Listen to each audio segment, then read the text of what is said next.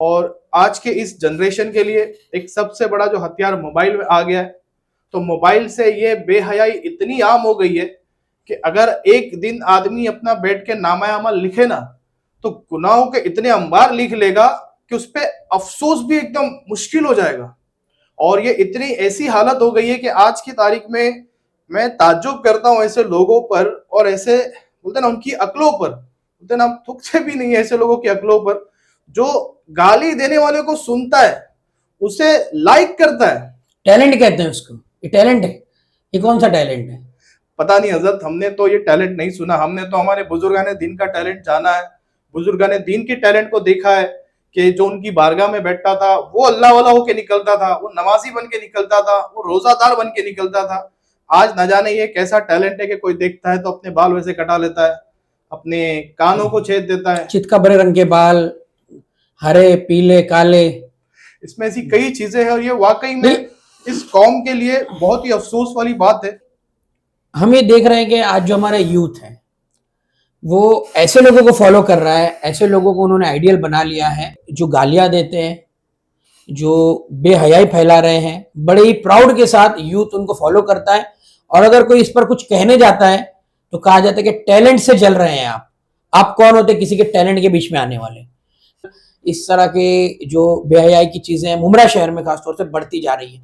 सिर्फ मुमरा ही नहीं, आप गोवंडी, कुर्ला, बांद्रा, जहां जहां मुस्लिम गेटोज हैं वहां पर आपको ये बुराई देखने को मिलेगी। सवाल थोड़ा लंबा है, लेकिन एक समाज सेवक होने के नाते, एक यूथ होने के नाते ये हम आपसे पूछना जरूरी समझते हैं। क्या कहेंगे इस तरह?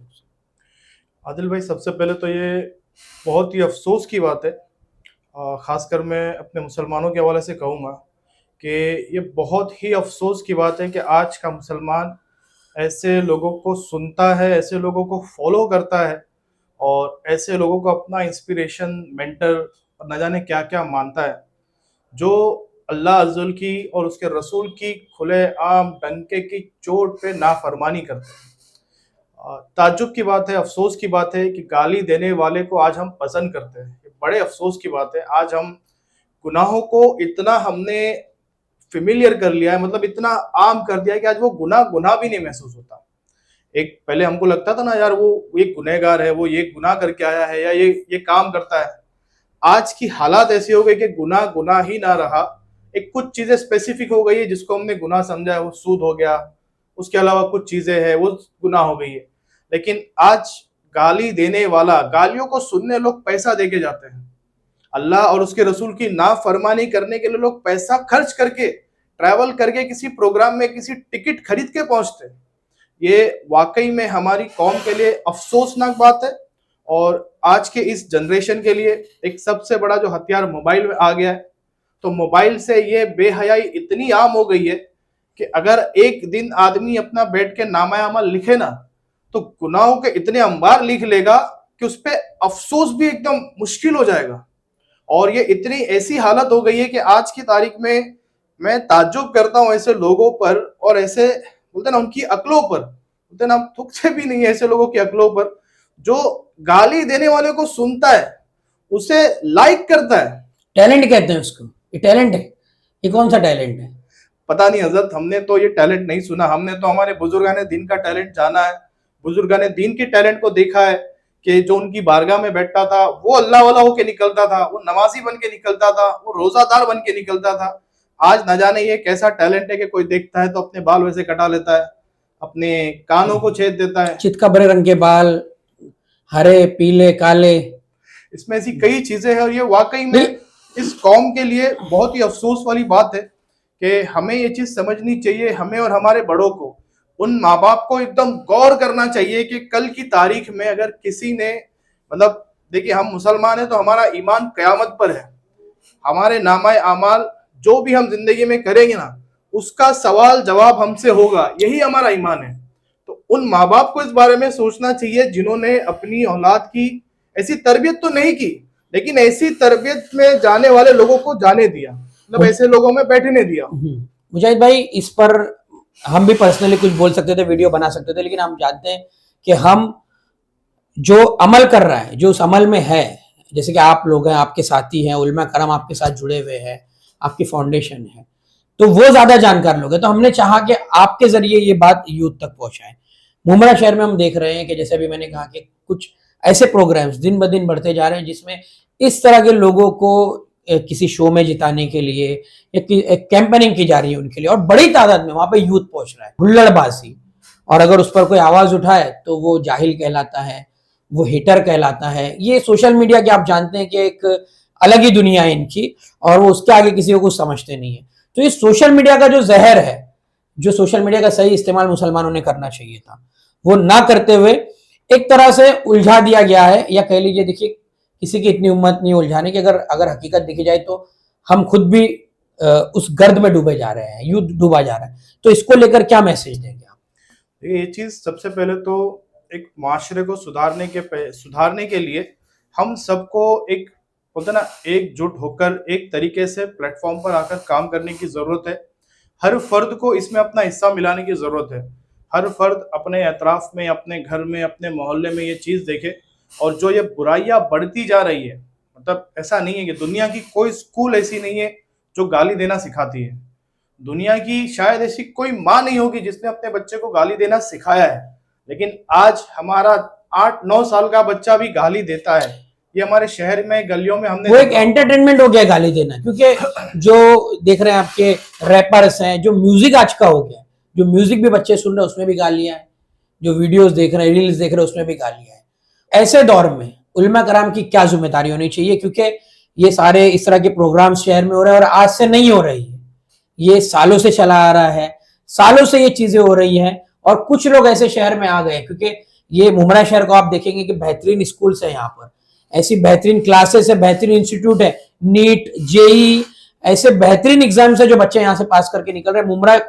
मुंब्रा शहर में हिंदुस्तान की सीए की टॉपर जरीन खान मुंब्रा शहर से आती है और उसने मुंब्रा शहर का नाम रोशन किया था। तो एजुकेशन का इतना बड़ा हब हमारा मुंब्रा शहर, लेकिन अब देख रहे हैं आपके किस तरह की चीजें यहाँ पे हो रही है। तो उलमा कराम की क्या जिम्मेदारी बनती है? उन्हें किस तरह से इसमें सपोर्ट करना चाहिए, सहयोग करना चाहिए और अपनी बातों को रखना चाहिए? इस ताल्लुक से क्या करें? देखिए, इसमें मैं समझता हूँ 3 लोगों का इसमें ये जिम्मेदारी है। सबसे पहले तो जो उलमा कराम जो अल्हम्दुलिल्लाह हमारे मस्जिदों से निकलकर मस्जिदों में हर हफ्ते अवाम को, लोगों को ये तरबियत देते हैं, ये जहन देते हैं। हर बार एक जुमा की किताब में ऐसी चीज़ बताई जाती है जो हमारे लिए सीखना ज़रूरी है, क्योंकि एक लिमिटेड टाइम होता है। आपको पता होगा, लोग 20 मिनट के लिए, 15 मिनट के लिए आते हैं, उसके अंदर भी कई लोग हैं जो आखिर के 5 मिनट में आते हैं। उलमा कराम एक अपना रोल निभा रहे हैं। सबसे पहली जिम्मेदारी मैं समझता हूँ ये माँ बाप की है कि वो, जैसे मैं एग्जाम्पल अगर आपको दूँ, आपका अगर कोई छोटा बच्चा है और उसने अगर चाकू उठा लिया तो आप उस बच्चे को चाकू से खेलने नहीं देंगे, क्योंकि आपको पता है ये डर नहीं भाई चाकू से लग सकता है, वो अपने आप को भी नुकसान पहुंचाता है, किसी और को भी नुकसान पहुंचा सकता है। तो जब आपका बच्चा मोबाइल उठा रहा है या अपने घर के बाहर कुछ वक्त बिता रहा है, तो ये लाजिमन आपकी जिम्मेदारी है कि आप अपने बच्चे का ख्याल रखें। वो किस सोबत में बैठ रहा है उसको देखे। जैसे इंसान के पास अगर गाड़ी है तो वो घर पे जाने के बाद खिड़की से नीचे रात में झांक के देखता है कि गाड़ी मेरी है कि नहीं है। उसने गाड़ी को लॉक भी लगाया है, गाड़ी पे कवर भी चढ़ाया है। जो वो कर सकता था वो भी कर रहा है, खिड़की से झांक कर देख रहा है, या उसका एडिशनल था। उसी तरह आज हमारी कौम को समझाने की जिम्मेदारी है। ये वाकई में बहुत बड़े अफसोस की बात है कि आज हमारी कौम अल्लाह और उसके रसूल की नाफरमानी करने में इतना आगे निकल गई है कि वो किसी से नहीं डरती। आज अल्लाह की कौम सबकी मानती है, बस अल्लाह की नहीं मानती, अल्लाह और उसके रसूल की नहीं मानती। सिर्फ ये हालत हमारी कौम की आज हो गई है और वाकई में ये बहुत बड़े अफसोस की बात है। उलमा इकराम ने इतनी इस पे तकरीरें की है, इतनी कोशिशें की है कि हमारा नौजवान इस चीजों को समझे कि किस तरह हमें गुनाहों में मुलविस किया गया, किस तरह गुनाहों की हमें आदत डाली गई, और आज वो हालात आ गए कि भाई गुनाह को गुनाह नहीं समझा जाता। तो ना सिर्फ ये ऐसे प्रोग्राम्स में, बल्कि हमारी शादियों में आप ले ले, मोहल्ले में कोई इवेंट है या किसी का बर्थडे है, तो मुसलमान जो तकलीफ देने वाले काम करता है ना, बड़े अफसोस के साथ कहना पड़ रहा है कि हमारे शहर में ऐसे हालात है।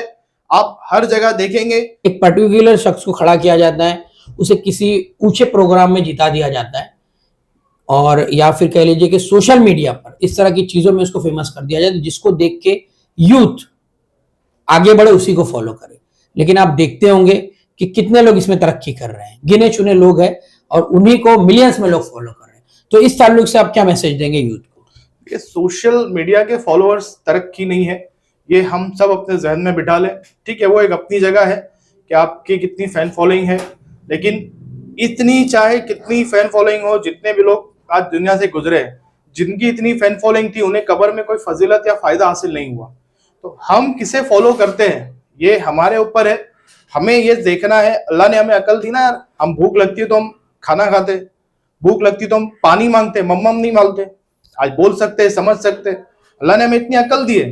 तो हम ये देखें कि मैं जिसे फॉलो कर रहा हूँ, मैं जिसे पसंद कर रहा हूँ, मैं जिसे सपोर्ट कर रहा हूँ, वो अल्लाह और उसके रसूल की रिजा के काम है या उसकी नाफरमानी के काम है। सोशल मीडिया की मैं आपको एक मिसाल देता हूँ।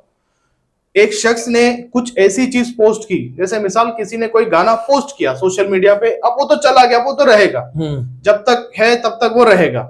आप अपना अकाउंट डिलीट कर दे तब भी वो रहेगा, अब वो चलता ही रहेगा, किसी ना किसी को व्यू में आता रहेगा, लोग उसको देखते रहेंगे, वो चलता रहेगा। किसी ने अगर कोई एक ऐसा वीडियो पोस्ट कर दिया, अब वो मर भी गया, जब तक वो वीडियो चलता रहेगा ना, उसके नामायावन में उसके गुनाह लिखे जाएंगे। तो ऐसी पोस्ट को शेयर करना, ऐसे लोगों को लाइक करना, ऐसे लोगों को बढ़ावा देना, गुनाह के काम में बढ़ावा देना भी तो गुनहगार हुआ। शराब पीने वाला अगर है तो शराब पीने में जो उसकी मदद कर रहा है वो भी तो उसी कैटेगरी में है। हमें ये चीज समझनी पड़ेगी कि भाई हम अल्लाह और उसके रसूल को राजी करने वाले काम करें। जो डंके की चोट पे रब की नाफरमानी कर रहा है, आज उसे देख के हम सपोर्ट कर रहे हैं यार, अफसोस नहीं होता हमें? आज मतलब आंखों से आंसू आने चाहिए थे भाई, कान से खून निकलना चाहिए सुन के, लेकिन आज हम देख रहे हैं मुसलमान खड़ा है, गुनाहों के अड्डे पे खड़ा है, शराब की दुकान खुलती नहीं है उससे पहले शराब ही खड़ा है,